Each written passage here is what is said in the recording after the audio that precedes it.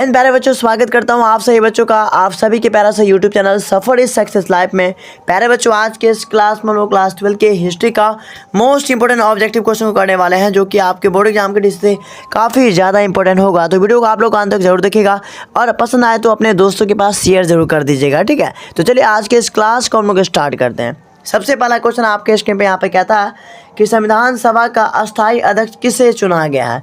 फटाफट आप लोग आंसर बता दीजिएगा। तो 1 नंबर का प्यारे बच्चों आपका हो जाएगा option number A, Rajendra Prasad. इसका बिल्कुल सही आंसर हो जाएगा।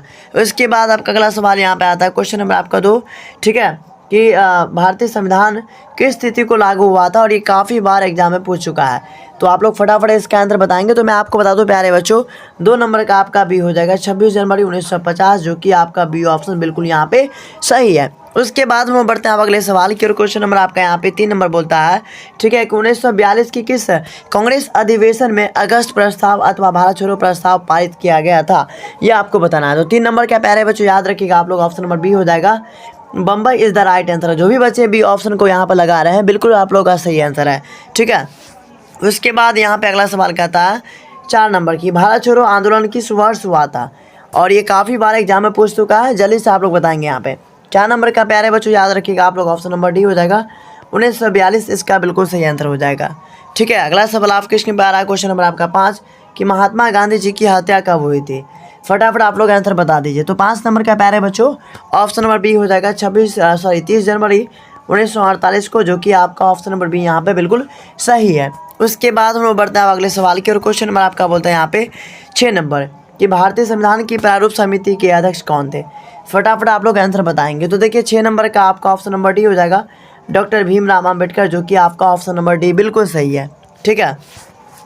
अगला सवाल यहाँ पे आता है क्वेश्चन नंबर 7, कि दिल्ली सल्तनत की स्थापना कब हुई थी। फटाफट आप लोग आंसर बताएंगे 7 नंबर का, ठीक है। 7 नंबर का आपका हो जाएगा ऑप्शन नंबर ए 1206। जो भी बच्चे लगा रहे हैं बिल्कुल सही है आप लोगों का, ठीक है। उसके बाद हम लोग बढ़ते हैं अगले सवाल के, क्वेश्चन नंबर आपका यहाँ पे 8 नंबर का था, कि शेर शाह सूरी ने 1540 ईस्वी में किसे परास्त किया था, यानी किसे हराया था। तो 8 नंबर का आपका जो है यहाँ पे ऑप्शन नंबर सी हो जाएगा हुमायूं को। जो भी बच्चे ऑप्शन नंबर यहाँ पे सी लगा रहे हैं बिल्कुल सही आंसर है। उसके बाद हम बढ़ते हैं अगले सवाल की, और क्वेश्चन नंबर आपका यहाँ पे 9 नंबर का था, कि ताजमहल किस नदी के किनारे स्थित है। फटाफट आप लोग आंसर बता दीजिए। ताजमहल किस नदी के किनारे स्थित है, याद रखिएगा आप लोग, बी ऑप्शन सही हो जाएगा, यमुना नदी के किनारे स्थित है। जो भी बच्चे बी ऑप्शन को लगा रहे हैं बिल्कुल सही आंसर है। अगला सवाल आपके स्क्रीन पर आ रहा है, क्वेश्चन नंबर आपका है ना 10 नंबर की, बाबर ने अफगान सरदारों को किस युद्ध में पराजित किया था, मतलब अफगान सरदारों को किस युद्ध में हराया था, ठीक है। तो 10 नंबर का आपका यहाँ पे ऑप्शन नंबर जो है सी। जो भी बच्चे लगा रहे हैं बिल्कुल आप लोग सही बता रहे हैं, घाघरा बिल्कुल सही आंसर है। अगला सवाल यहाँ पे आ रहा है, क्वेश्चन नंबर आपका 11 बताएंगे, कि जरासंध का संबंध किस वंश से था। तो 11 नंबर का आप लोग याद रखिएगा, बी हो जाएगा, है ना, बृहदर्थ वंश। जो भी बच्चे लगा रहे हैं बी ऑप्शन बिल्कुल सही आंसर है। अगला सवाल यहाँ पे कहता है आपका 12 नंबर, कि अंगुत्तर निकाय किसकी, है ना, या किसका धर्म ग्रंथ है। फटाफट 12 नंबर का बता देंगे। तो 12 नंबर का प्यारे बच्चों आपका हो जाएगा ऑप्शन नंबर ए बौद्ध, इसका बिल्कुल सही आंसर है। उसके बाद हम लोग बढ़ते हैं अगले सवाल की, और क्वेश्चन नंबर आपका 13 बोलता है, कि महावीर का जन्म कहाँ हुआ था। फटाफट आंसर बताएंगे आप लोग 13 नंबर का। तो महावीर जी का जो है ना जन्म हुआ था कुंडलमल वैशाली में। जो भी बच्चे ऑप्शन नंबर यहाँ पर सी लगा रहे हैं बिल्कुल आप लोग का सही आंसर है, ठीक है। उसके बाद हम बढ़ते हैं अगले सवाल की, और क्वेश्चन नंबर आपका बोलता है 14 नंबर, कि गेटवे ऑफ इंडिया, है ना, किस शैली का उदाहरण है। फटाफट आप लोग आंसर बताएंगे। तो याद रखिएगा गेटवे ऑफ इंडिया जो है वो आपका हो जाएगा इंडो सार्वजनिक शैली का उदाहरण है, जो कि आपका ऑप्शन नंबर सी सही है, ठीक है। अगला सवाल यहाँ पे कहता है क्वेश्चन नंबर आपका 15, कि फोर्ट विलियम्स किस शहर में स्थित है। फटाफट 15 नंबर का बताएंगे। तो 15 नंबर का याद रखिएगा आप लोग, ऑप्शन नंबर डी हो जाएगा कोलकाता में स्थित है, ठीक है। अगला सवाल यहाँ पर होता है, कि ईस्ट इंडिया कंपनी की स्थापना कब हुई थी। फटाफट आंसर बता देंगे। तो देखिए 16 नंबर का जो बच्चे लगा रहे हैं ऑप्शन नंबर ए 1680 बिल्कुल सही आंसर है।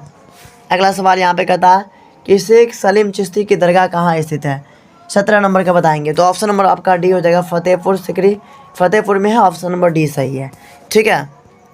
उसके बाद अगला सवाल यहाँ पे बोलता है आपका 18 नंबर की, दिल्ली के जामा मस्जिद का निर्माण किसके काल में हुआ था।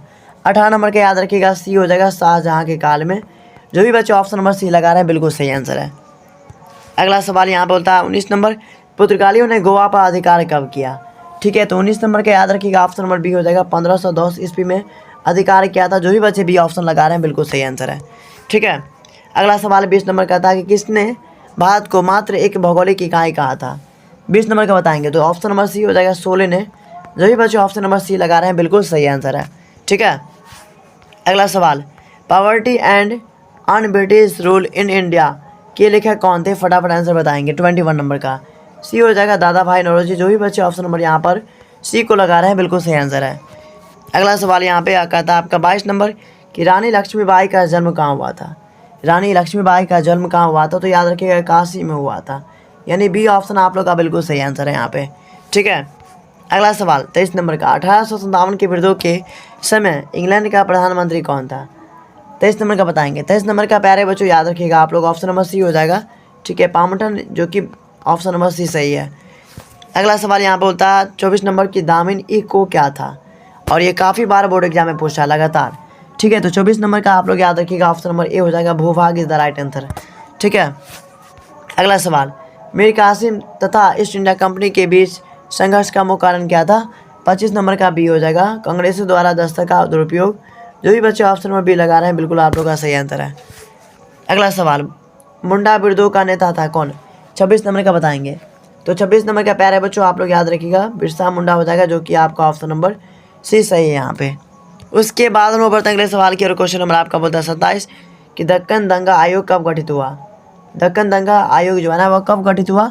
27 नंबर का याद रखिएगा आप लोग ऑप्शन नंबर ए हो जाएगा 1875 को। कब, 1875 को। ठीक है, उसके बाद अगला सवाल यहाँ बोलता है राजकुमार धारा का संबंध किस सिलसिले से था।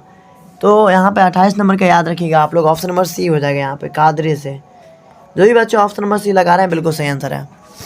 अगला सवाल 29 नंबर की त्रिपिटक का चार्ज किस विद्वान लेखक को कहा गया, जल्दी बताएंगे 29 नंबर का। तो सी हो जाएगा इसका राहुल संस्कृतियान को। जो भी बच्चे ऑप्शन नंबर सी लगा रहे हैं बिल्कुल सही आंसर है। 30 नंबर का बादशाह नामा के लेखक कौन थे, फटाफट बताएंगे। तो इसका हो जाएगा आपका अब्दुल हामिद लाहौरी। जो भी बच्चे ऑप्शन नंबर डी लगा रहे हैं बिल्कुल सही आंसर है। 31 नंबर ठगी प्रथा का अंत किसके काल में हुआ था। तो 31 नंबर का आपका हो जाएगा सी वेंटिंग के काल में। जो भी बच्चे ऑप्शन नंबर सी लगा रहे हैं बिल्कुल सही आंसर है। अगला सवाल अकबर के समय खालसा भूमि पर किसका अधिकार था, फटाफट बताएंगे आप लोग। तो 32 नंबर का आपका ए हो जाएगा सम्राट का, है ना, ऑप्शन नंबर ए सही हो जाएगा। उसके बाद यहाँ पर बोलता है आपका 33 नंबर की 1800 है ना 63 में खालसा भूभाग की देख रेख करने हेतु अकबर ने किसे नियुक्त किया था। तो याद रखिएगा आप लोग, है ना, 33 नंबर का जो हो जाएगा आप लोग ऑप्शन नंबर बी हो जाएगा, एतमाद खान को। ठीक है, अगला सवाल मुगल काल के दौरान प्रचलित निम्नलिखित में से किस भू राजस्व प्रणाली का संबंध राजा टोडरमल से है।